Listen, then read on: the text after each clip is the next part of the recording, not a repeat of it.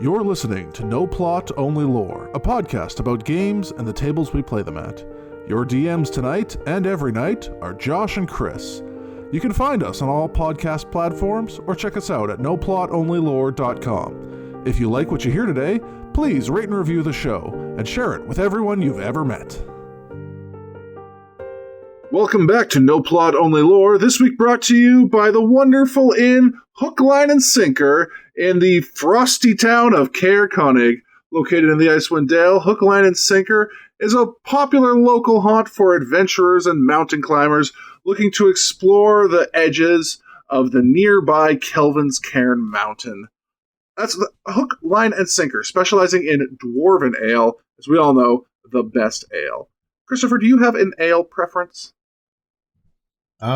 Generally pale. I do like pale ales when I drink them at all, but I don't have like a specific brand. Sell me on one.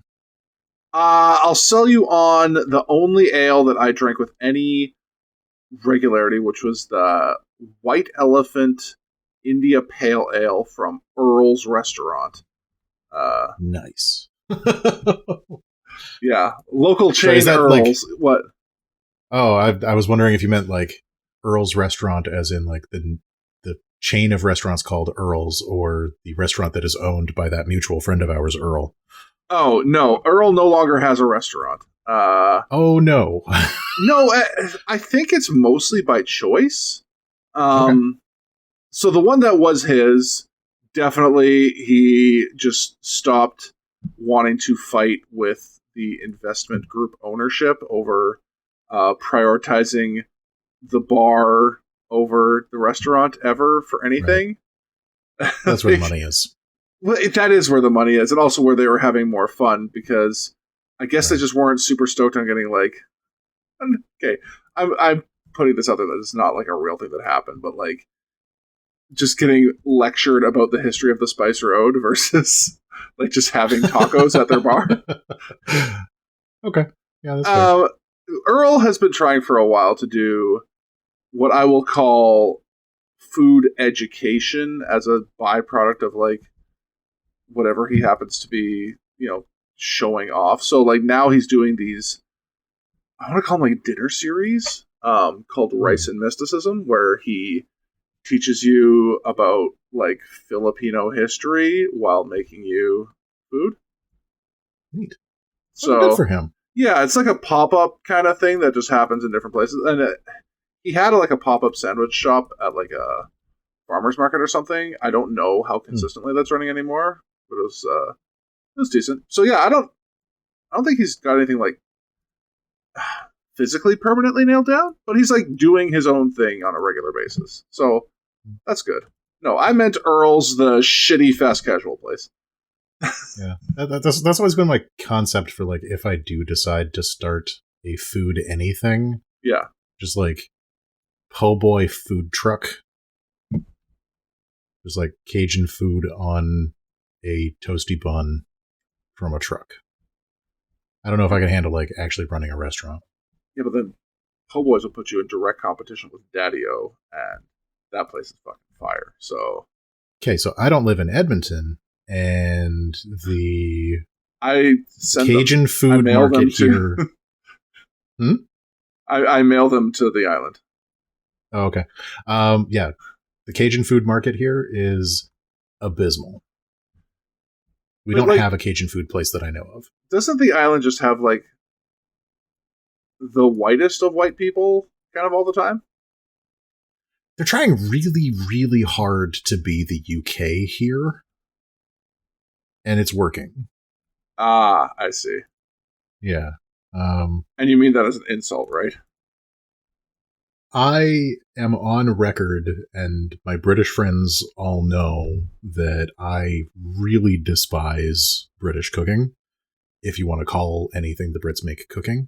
Wow. Yeah. It is all weird gray slop and mushy peas, thanks but no. Ooh, I think Heston Blumenthal would say differently, but he also just had a different flavor of weirdness. So yeah, no, that's fair. Do you think Nope. that the hook, line, and sinker Oh. puts up a Christmas tree every year? I have a feeling, given the weather conditions in Icewind Dale, especially in the campaign that I'm playing, they have a very tense relationship with the concept of Christmas. If the ground never thaws, it's hard to celebrate the midpoint of winter. So, as I recall, your character in that campaign is a practicing Hasidic Jew. Yeah, that's the one. How does he feel about Christmas? Oh, you mean the annual celebration of the false Messiah? Not great. Yeah. Okay. No, that's fair. So today I wanted to talk about Christmas stuff, and I plan to talk about Christmas stuff for the next few episodes before we take a break on Christmas itself. Right. Just kind of leading up to it, I figured we could follow in Mariah Carey's footsteps and launch early. Oh, and that's not the way I was gonna. Okay, yeah, you got it. Oh, no, what? Yeah. Follow in Mariah Carey's footsteps and ride one song for the next 20 years of our career. Man, if I could ride any amount of podcast for the rest of my career, I absolutely would. Yeah. If we just had to do like one episode topic every single week for the rest of our lives and they were going to pay us Mariah Carey money, shit. I mean, yeah, you're objectively right. If we could just redo episode 4 of Steal Everything for the rest of my life, I'd probably be pretty happy. Yeah, that break and everything. I'll re-upload that episode every year. Every year I just get to talk about board game mechanics for 2 hours again. Perfect. Yeah, but I figured we could talk about all things Christmassy. So this episode we're going to talk about some plot hooks and one-shot campaigns that we might make out of some various Christmas ideas. And we'll talk about things like magic items and some setting ideas and stuff over the course of the next couple of weeks. Have you ever done a Christmas one-shot before? No, but I have. Oh, I wish I had it in front of me. A while back, I acquired a copy of a second edition, or an AD&D supplemental book that was items of power throughout all fiction. I don't want to say fiction.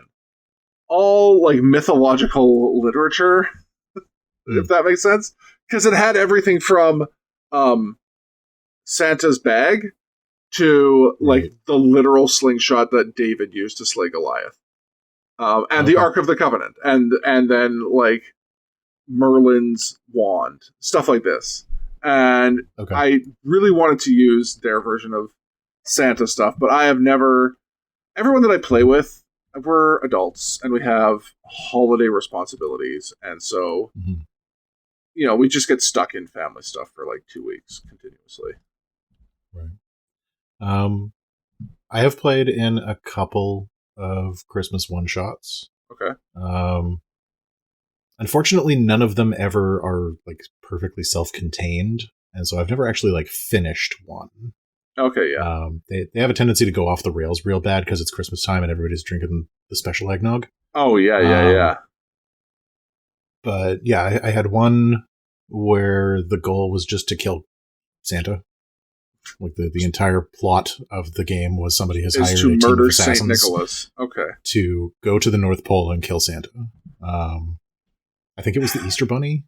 The Easter Bunny was hiring assassins. Why would he? Okay, you know what? I'm not going to get into it. I don't want to know. They didn't really get into the motivations of it too terrible much. They were just on board.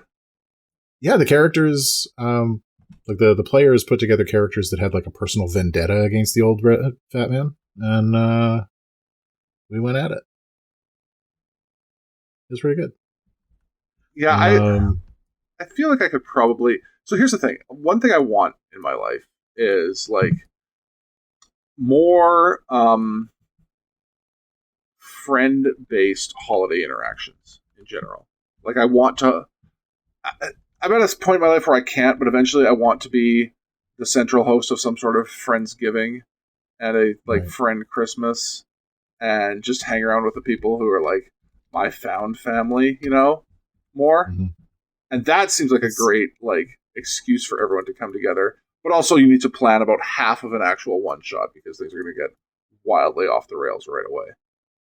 Yeah, we ended up making it a 2-shot, and we still didn't kill Santa by the end of it. But yeah, it's so much harder with kids to do friends-based holiday stuff. It's a little easier for me because I'm off in the middle of nowhere and my family is far, far away, and also we don't celebrate Christmas really. So your family being close and also quite Christian and also celebrating of the Christmas. Yeah. I have a feeling that closes in pretty quick. Yeah. Well, I mean, I do have the advantage of being divorced. So out of the 2 weeks at Christmas where the kids are around, half of the time I just don't have them around Christmas proper. So I can kind of do a little bit of my own thing. But yeah, like you said, then we're at the age where half of our friends have kids and shit. So if I'm not doing something, Christmassy with my family immediately, they are, so it's tough. Yeah. Other option is to run a D&D campaign for kids for Christmas, although you probably don't want to go in the kill Santa direction for that. I'm open to it. I mean, okay, no, you know what? I lied. I'm not. My son is 8, and he still believes, mostly because I have been, I want to call it unnecessarily creative about my lying to him about it. Okay. Yeah, no, he was questioning last year, so nobody tell this to anybody. I'm kind of ashamed of this, but he wanted to set up a camera to catch Santa Claus in the act overnight. Aww. So I put on a black glove like Santa would wear and snuck in from the side of the camera frame and pretended to be Santa Claus, knowing what was up and, turning off the camera before he could catch him. And I was like, oh, nice try, Grant, blah, blah, blah. And and he bought it hard. We never did Santa. From the beginning, I was always very upfront about the idea that Santa is a nice story that some people do believe in, right? And so it's not nice to tell people that he doesn't exist or whatever, because that's just a dick thing to do. Right. But we never said that we believed in Santa in particular, or that Santa was real in our house. And I remember when Thor was 6 or 7, yeah, he came home from daycare one day and he was like, "Dad, you're silly." I was like, "Why?" "Because you don't believe in Santa." I was like, "All right, man. You want to roll that? You can roll that, right? If you want to do the Santa thing, we can absolutely do the Santa thing, but that is 100% on you." Yeah. I never had anything to do with that. The stance that I have chosen is that if he ever asks me, I will not deny that. If he phrases it Santa's not real, is he? I won't lie to him. But right. I do fiddle with words. If he's Dad, is Santa real? I'll be like, I don't know. What do you think? Does he seem real? See, I took a really hardcore honesty stance early on, and I regret it. Yeah. Because now I can't take it back. Yeah, because you sucked all the magic and wonder out of his life, and now it's just here's cold facts, nerd. No, not that. It's just now if I lie to him, he can tell. If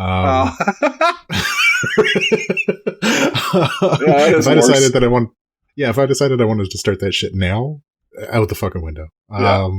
So as the questions begin to become more complicated, and like more nuanced, it is becoming more and more difficult to try and find like an age appropriate way to talk about some stuff. Yeah. And again, like I don't lie to him about anything. Right. And so occasionally the questions come down of like, why are you and mom divorced? And I'm like, oh shit, kid. Oh man. Take a seat. This is going to be a minute. So I will say I have never like straight up lied to my kids. I've used misdirection, or I've just straight up said like, because like Naomi is at that age where she's like, how come you and mom aren't together? And I was just like, look, there's not a good way to explain this to you at your age. I will tell you why, but you are going to have to wait a few years. Right? That's a good way to handle it. That is not the way that I handled it. No, you probably just straight up told him about all the problems and trouble and then unloaded your burdens on him, and that's tough. No, it was just, I tried to keep it very simple. Yeah. Of just like, we were in a relationship, and that relationship wasn't working the way that it was supposed to, and so the relationship ended. And it was just like, but it took me a minute to like refocus my head and be like, okay, how the fuck do I explain this to a 7-year-old?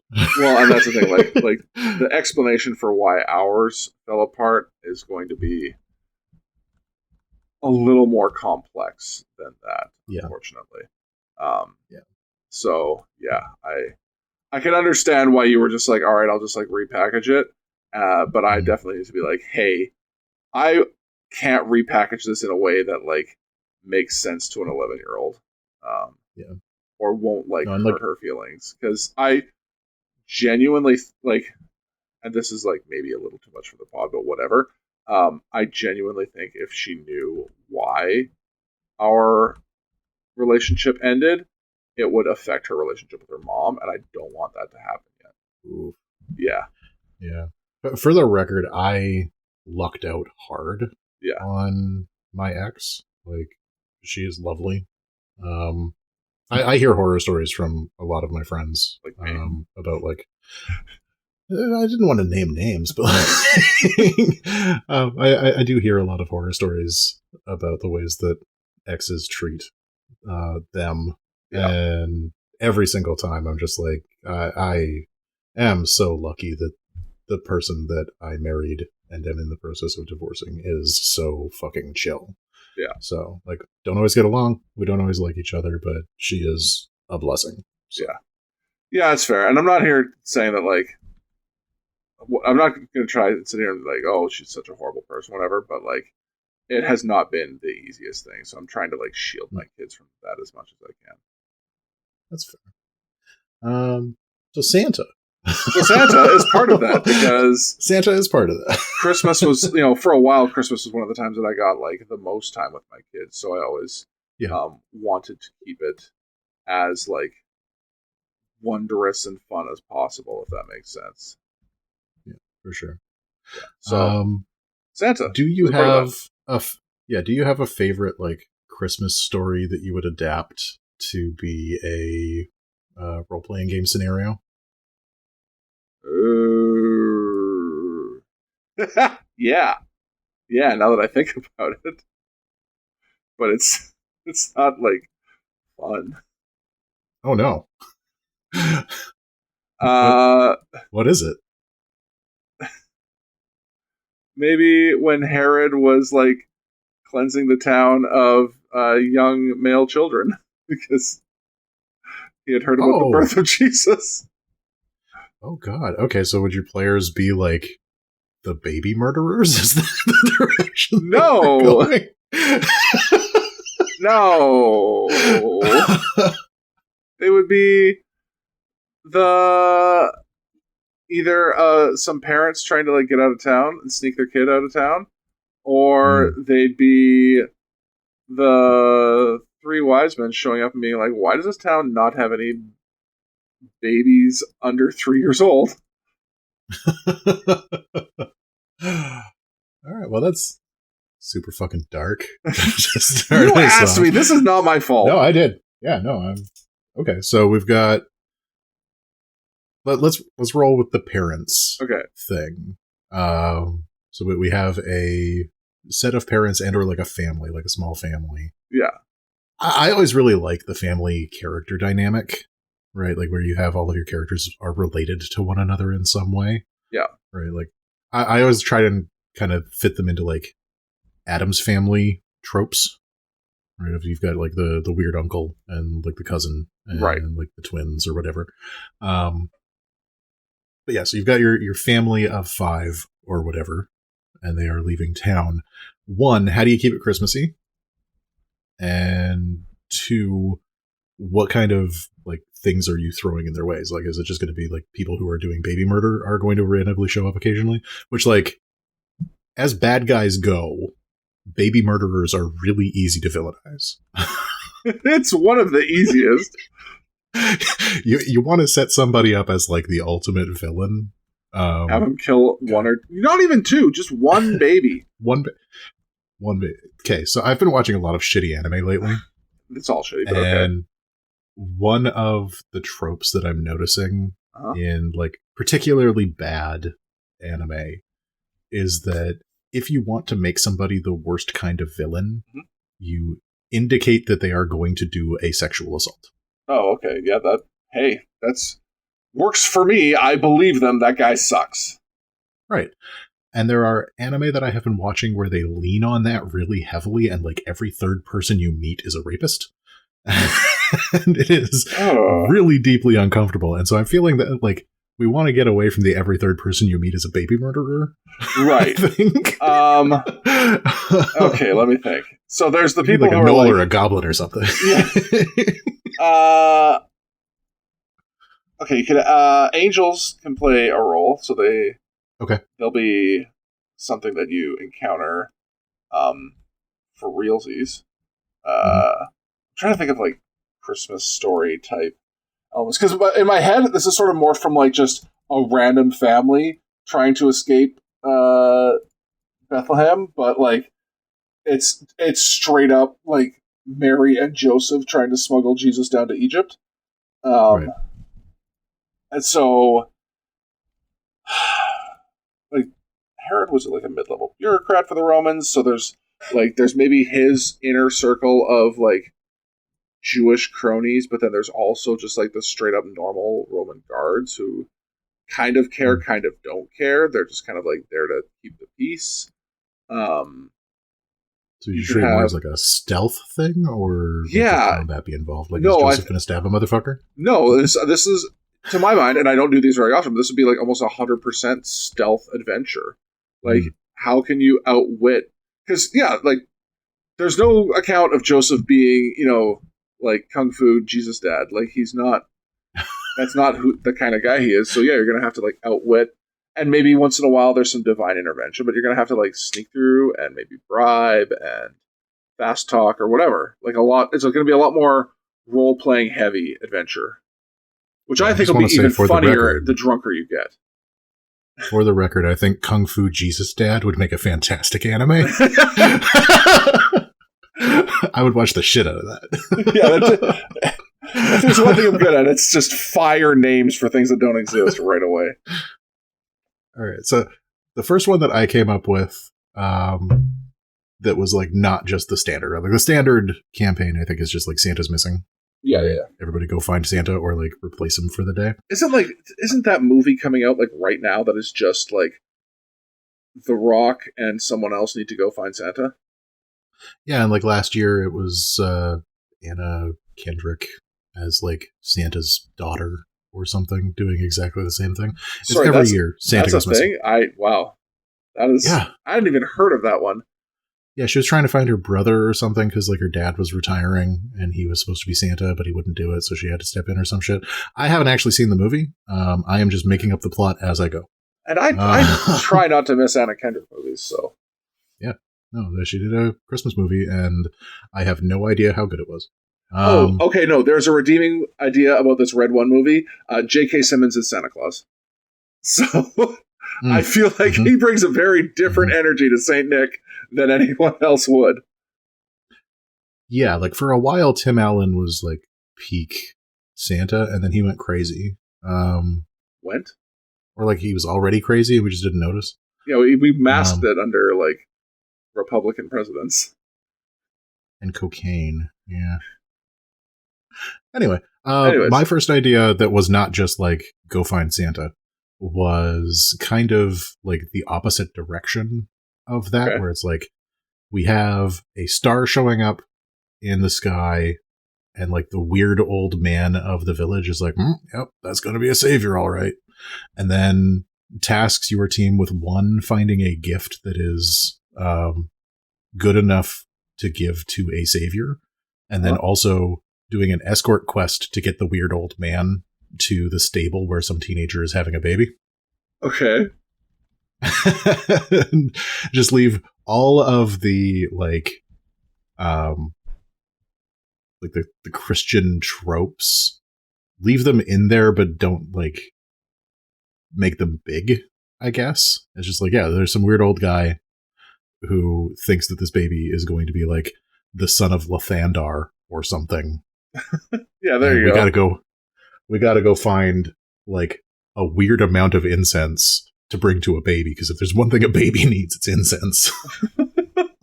I mean, honestly, I kind of I'm down with the idea of like at Christmas, some of the presents that you give to like really small children should actually be for the parents who have to put up with those small children.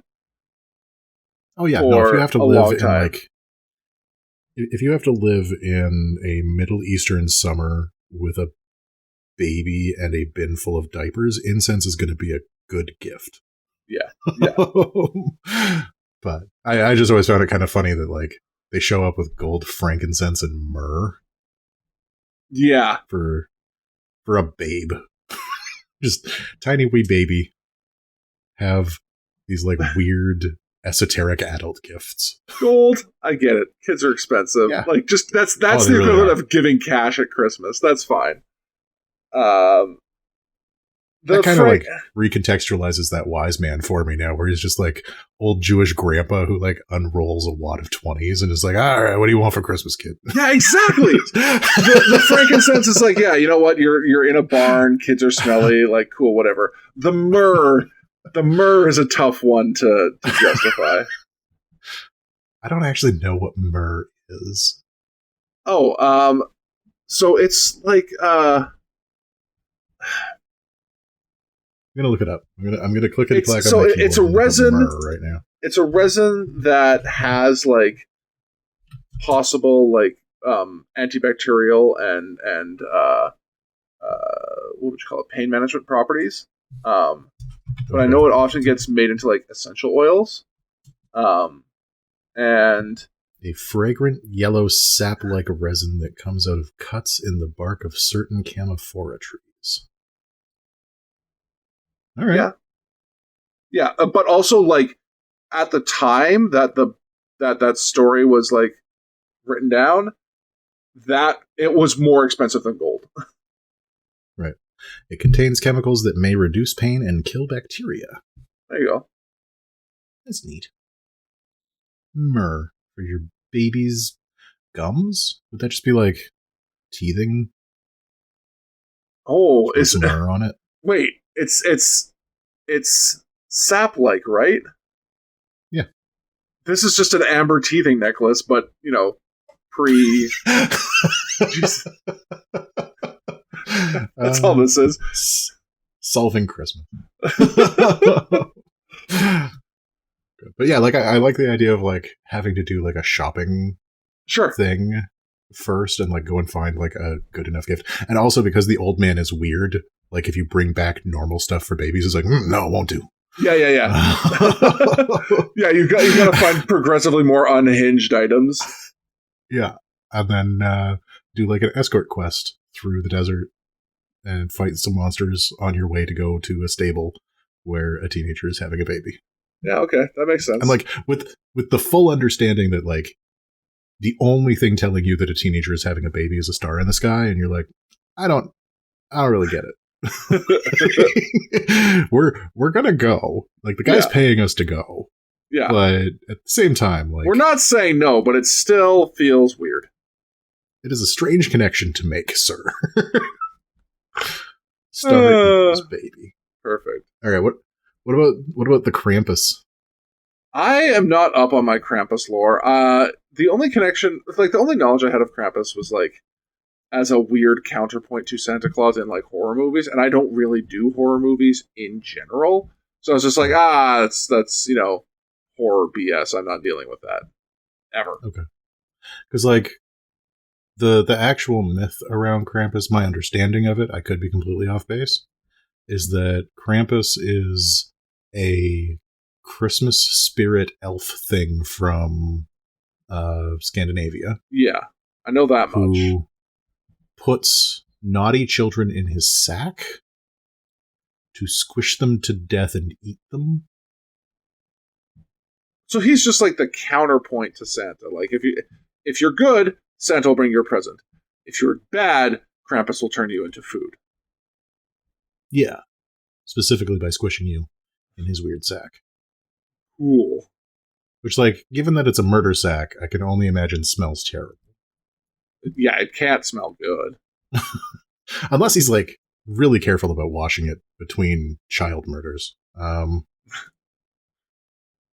But, yeah, I like the idea of, okay, similar to the thing that you were doing where, you walk into town and there are no children under 3. Right.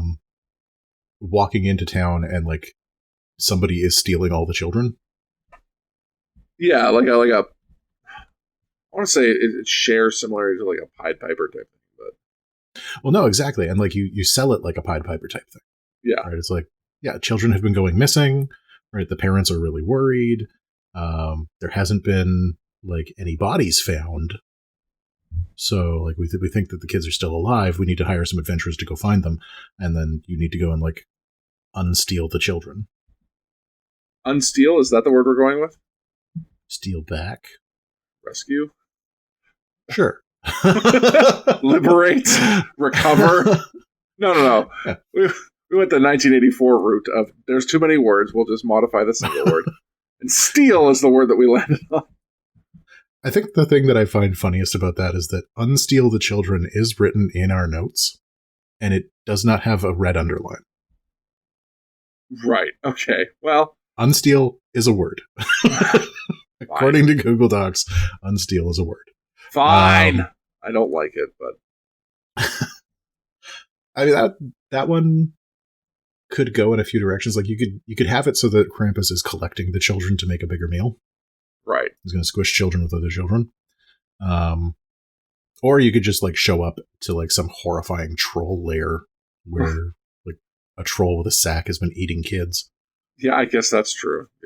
There's always that option. The spirit of Christmas. Okay, but on the other hand, do we need a Krampus when there's so many examples out there right now of Santa goes bad or whatever? I mean, that's one of the things that I've got in our list. Did you ever see the movie Violent Night? No, but I saw some trailers for it that made me realize that was not a movie I wanted to see. Why not? It's so funny and good. I don't really do that genre of schlocky action horror. Oh, but it seemed horror to me. Which wasn't really my ideal. It's just action. Oh, okay. Yeah, it's just this guy with kind of a shitty past, you find out, took over Santa Claus and was doing it really well for a long time and then got sort of disillusioned. And then these shitty people show up, and so he has to kind of combine who he used to be with who he is now. Okay. So one of the things that I have in this list, I'm not sure where it is because we're not really going in order or anything, is this is the first year that everyone was on the naughty list. Okay. And Santa loses his fucking marbles. Yeah. And so your party now has to stop him from killing every child in the world. That's a heck of a... All right. So instead of dropping off presents or whatever, he's just lighting places on fire. he's like murdering children. He's just like, nope, I'm done. The prophecy has been fulfilled. It is time. Wow. And like Santa as a bad guy is kind of terrifying. Sure, if you start like unpacking what he can actually do with those things he has. Yeah, like he's got a flying sled with a bunch of like large, possibly angry beasts at the front. He has a sack that can fit enough presents for everyone on the entire planet. He has an entire army of elves at his disposal. Yeah. Yeah. Dude's terrifying. You could turn him into the next Strahd. Like, I want Castle Ravenloft featuring Santa. That's one way to sell it. I could buy that.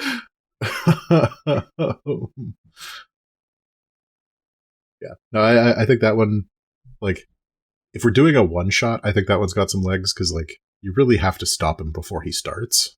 Okay. Because, like, once Santa has killed even one child, you're done. Yeah. Like, that's. Christmas is over. Yeah. All it takes is one. Yeah, we've mentioned it a couple of times, but you really only have to kill one kid. That's so insane. All right, whatever. Yep, you're right. Yep. Scrooging. Sorry. So, Scrooging. I like the idea of like your characters. Scrooging. Scrooging. Yeah. Right. Yeah. I like the idea that your characters are being hauled through time by a bunch of angry spookums. Yeah. That you then have to like fight things from your past or things from your future. Not necessarily in the vein of A Christmas Carol where like you're learning important lessons or anything, but just like sure. The Ghost of Christmas Past brings you to like an adventure your team has already finished. They've already completed that one. And so now you have to fight that boss again. And then like Ghost of Christmas Future brings you up against like a level 20 badass that you have no chance of like defeating. Yeah. Yeah. Solid for a one shot, especially if like you get the TPK in the future and then you wake up and it was all a dream. Yeah. Yeah. That makes sense. I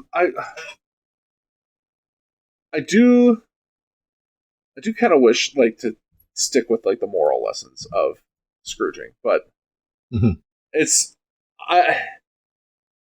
the temptation to like just write my own morals for whatever the stupid thing is I'm doing is very strong. Yep. Did you see? Like this was essentially a prompt on Make Some Noise, where it was like was it? Yeah, they were like it was the spirits were convening before they go meet up with Scrooge or something like that. Oh yeah. I like some of the ideas presented in there, but maybe whatever. I don't know. I think that like me being me, I am perfectly happy putting moral lessons into role-playing games. Right. Not necessarily like fables like moral lessons, but mine are usually more like complicated, like man is the real monster nonsense. Yeah. So like I could see myself getting involved in that direction with a Scrooge scenario, but mostly I just like the idea of like time traveling ghosts and then like fighting things from your past, present, and future. Yeah. Okay. Let's time traveling ghosts. Sounds good to me. Yeah. So I have one here that's just called the Gnome Elf Christmas War. The what? The Gnome Elf Christmas War. That's the entire prompt. That's all I've got there. It's not a thing, is it? In my head, it's because Christmas elves look like gnomes. Okay. But they aren't, like, they're called elves, and so, like, in my head, I had this idea of, like, Tolkien/D&D style elves getting really mad about that. And, like, throwing down on the Christmas elves. I'm just like, yep, nope. You can't call yourselves elves anymore. You can't do it. And it starts a fucking war. And then, just North Pole becomes a war zone. Yeah. I kind of like that idea too. Except I, and this is probably because this is like the literature that I'm, or the fantasy stuff that I'm most familiar with. But I like the idea of um, almost like the World of Warcraft elves being super mad about it. Mm. Does that make sense? Yeah, I also like the idea of like getting to Santa's workshop and like expecting a bunch of gnomes, but instead you find a bunch of like long-eared blood elves. Yeah, exactly. Okay, so I do have one here that I think would actually be a really fun game all by itself. And it is that everyone starts as a level 1 elf. You are all in Santa's employ, and your team has been tasked with putting together over 1 million PlayStation 7s. There are 5 of them. Yeah. So you have to... Okay. Like, first you have to invent a PlayStation 7, and then... That's so ridiculous. Right? But, like, have all of these, like, weird challenges and, like, magical things that you have to put together, and, like, running around the shop with, as, like, a chicken with your head cut off, like, trying to get everything you need to build this fucking PlayStation 7 prototype before you can go and mass produce 1 million of them. Right. Right, just, like, kind of shine a spotlight on just how ridiculous Santa's Workshop is as, like, a concept. Especially in like today's day and age where like kids are just like, I want an iPad, and Santa's like, fuck, that's copyrighted. Like, you've got trademarks and shit. Oh my god. Yeah, all right. That seems like almost a little too in the weeds, though. Is it? I think so.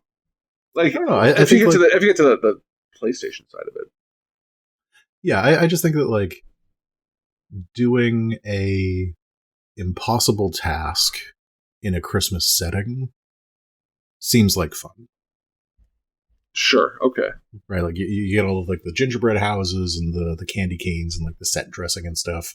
Everybody is playing as, like, a D&D elf of a different class, and you have to, like, run around Santa's workshop to try and, like, get all the things. Like, it doesn't necessarily have to be a PlayStation 7. It's just like... Yeah. I get the idea. Santa needs you to make a technological marvel.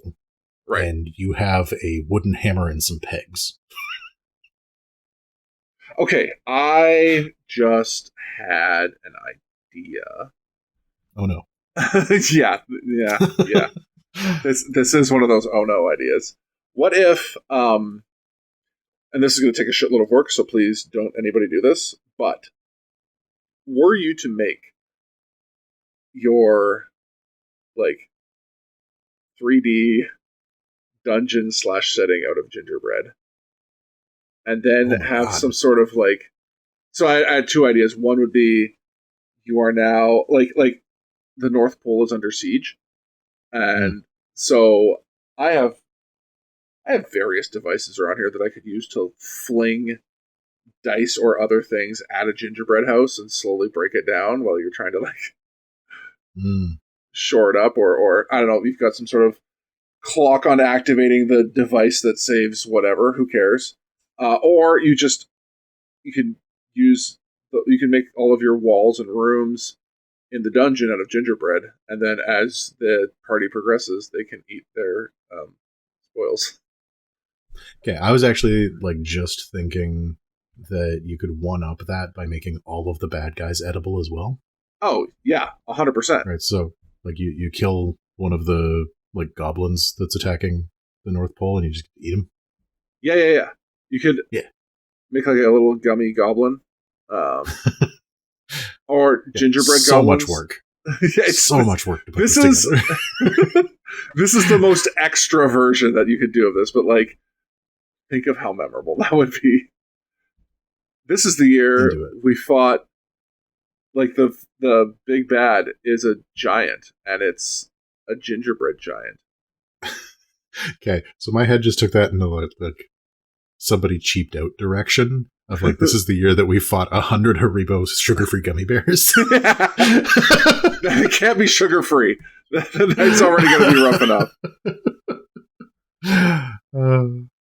Good. That seems like some microholic bullshit. Yeah, 100% it is. This is something that, like, the new generation of professional DMs would do or whatever, right? Not us. Not us. DMing is your job. Yeah. You don't have kids. Unless, like, unless you somehow planned it out for, like, months in advance and there were certain pieces that you could have ready to go so that you didn't have to do it all within, like, the last week. But whatever. I guess if you knew that you were going to do, like, a Christmas one-shot, like, a month in advance, you could absolutely put all of it together. Yeah. But yeah, it's one that would require so much preparation. You couldn't do that when your friends are like, "Hey, do you want to play D&D tomorrow?" Yeah, no. No, this is for people who have good friends who, like, make plans and stick to them, and yeah. Not us. No, not us. We forget things that we did last week. Mm-hmm. So I've got the Goblins That Stole Christmas as like a PG version of the Krampus one. Okay, yeah. Like instead of like Goblins Stole My Christmas, like like all of the kids not.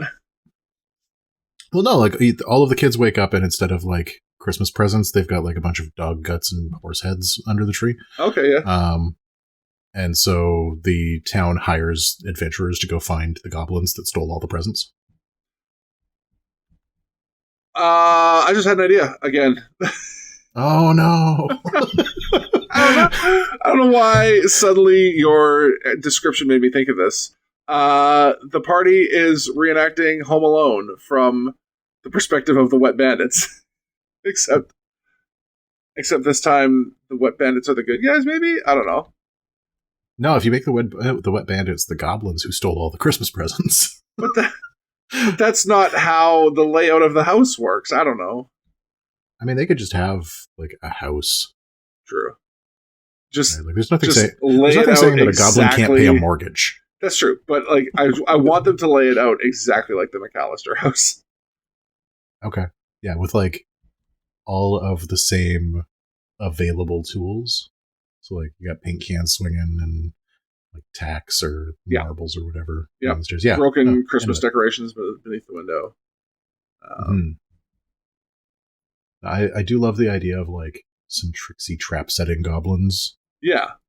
In like a big, like 1990s McMansion. Also, I really like the idea of the quality of the mansion just absolutely not matching what goblins to have as far as like available resources. You're just like, how the hell did they afford this place? Yeah, like for one thing, other than the traps, it's spotless. Yeah. Right. The food in the fridge is all fresh. Yeah. And like well taken care of. The goblins themselves are all like fastidious. Yeah. There's only 3 of them that live there, but there's somehow 17 bedrooms. Oh my god. The rest of the family went on vacation. Like Buzz's pet spider could just be a giant spider in the bedroom. All right. I think you have like fallen on your Christmas campaign this year. I kind of do maybe think that. Just run it for your kids. I mean, they don't want to play with you, but just run it anyway. They do. Listen, I think they're ready to try it again. They were okay. I'll freely admit, I think they were too young last time. Okay. So yeah, we'll give it another shot. I'll put together because I have them after Christmas into the new year. Mm-hmm. So I'll put together a little Christmas one shot for them, where they run through the McAllister house and try to make it out alive. Yeah. No, all of the other goblins are on vacation in New York. You could do. Oh man. Okay, so you make it so that it seems like an entire family of goblins did this because they did, and then the rest of the goblins went on vacation and they left one blonde goblin behind. So like Christmas morning, they've got all the presents. They're just not there. They're one blonde goblin and cheese pizza. And the rest of the goblins have taken a griffin to New York. Yeah.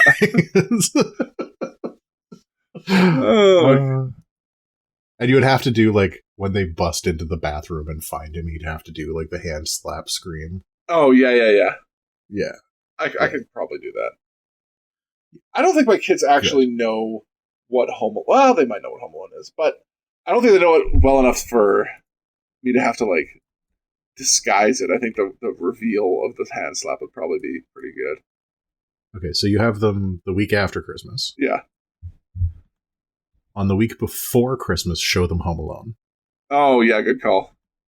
Right, so you get them, you show them Home Alone. Now they're familiar with the IP, and then you twist it for your twisted, horrifying role-playing game needs. Yeah, no, you're absolutely right. That's the way to do it. Brilliant.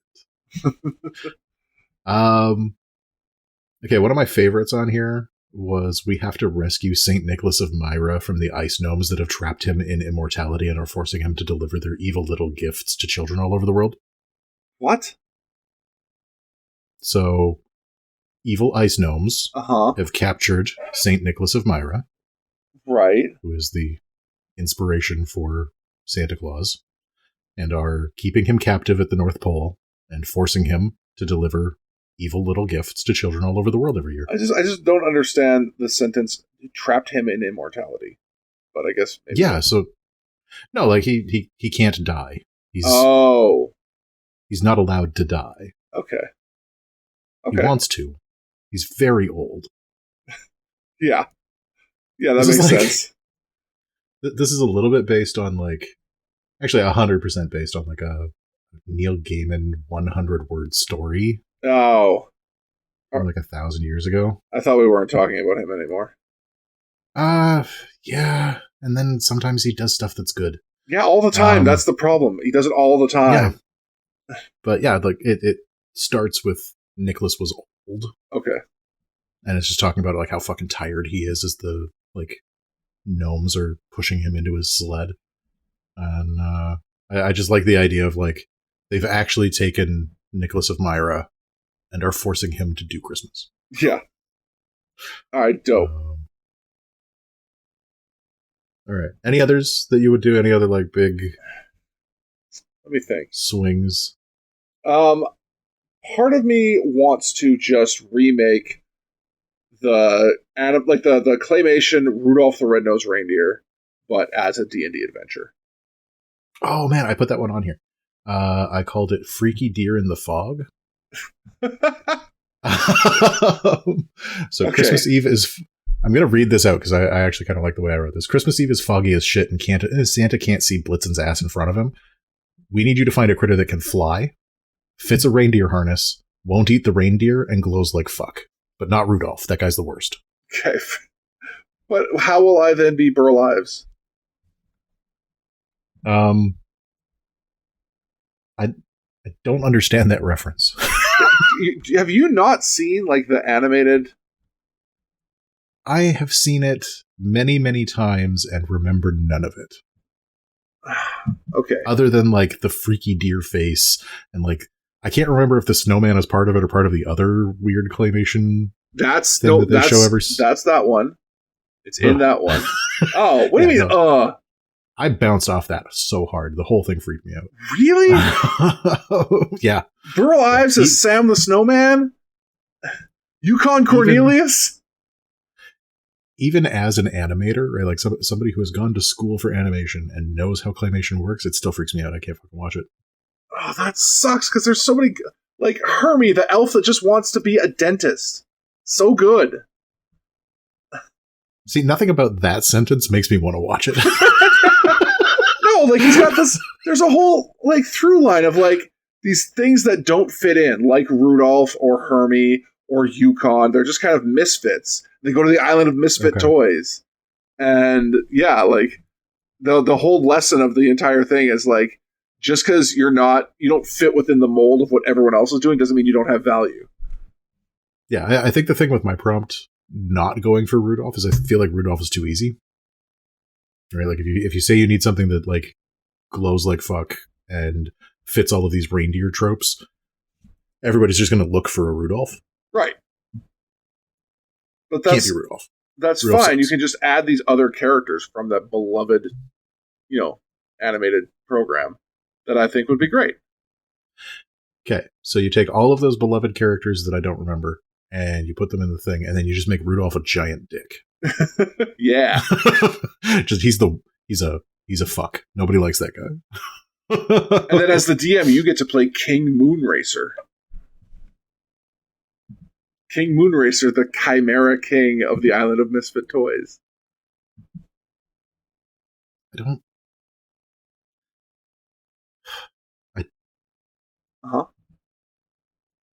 Nothing about this makes me want to watch it. You don't want to watch a half lion, half eagle king of an island of toys like a Charlie in the Box? You keep talking, and it just keeps getting weirder. Yeah, it's insane, but it's great. That's a pretty apt expression for both of us. Yeah, maybe that explains why I love it so much. Hey, thanks for making it all the way through this episode of No Plot, Only Lore. If you're looking for more, you can always find us at noplotonlylore.com and on all the very best podcast platforms. If you like what you heard today, please share, rate, and review the show to feed my never-ending need for attention and validation.